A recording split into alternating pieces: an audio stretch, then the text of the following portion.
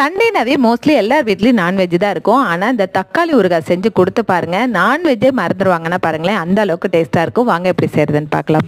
இப்போ இந்த தக்காளி ஊறுகாய் செய்கிறதுக்கு கடாயில் 1 ஸ்பூன் அளவுக்கு கடுகு, 1 ஸ்பூன் வெந்தயம் சேர்த்துட்டு இது நல்லா கோல்டன் ப்ரௌனில் வறுத்ததுக்கப்புறம் இதை பவுட்ரு பண்ணி தனியாக வச்சுக்கலாம். அடுத்தது கடாயில் ஒரு 1/4 கப் அளவுக்கு நல்லெண்ணெய், 1/4 ஸ்பூன் அளவுக்கு வெந்தயம், கடுகு, உளுந்த பருப்பு சேர்த்துட்டு இது பொரிஞ்சதுக்கப்புறம் 4 வரமிளகாவை 2 கிள்ளி சேர்த்துக்கலாம். அப்புறம் 10 வெள்ளை பூண்டு பற்கள் பெருசாக சேர்த்துக்கோங்க. அதை சேர்த்து நல்லா வதங்கினதுக்கப்புறம் ஒரு 20 தக்காளி பழத்தை கட் பண்ணிட்டு இது கூட சேர்த்துட்டு இது கொஞ்ச நேரம் தண்ணி எதுவும் சேர்க்காம க்ளோஸ் பண்ணி வேக வச்சுக்கலாம். இப்போ தக்காளி ஓரளவுக்கு மசிஞ்சிருச்சு. இதில் அரை லெமன் சைஸில் புளியை கரைச்சி சேர்த்துக்கலாம். 2 ஸ்பூன் அளவுக்கு மிளகாத்தூள், தேவையான அளவுக்கு உப்பு சேர்த்துட்டு இது கொஞ்சம் திக்காக விட்டுருங்க.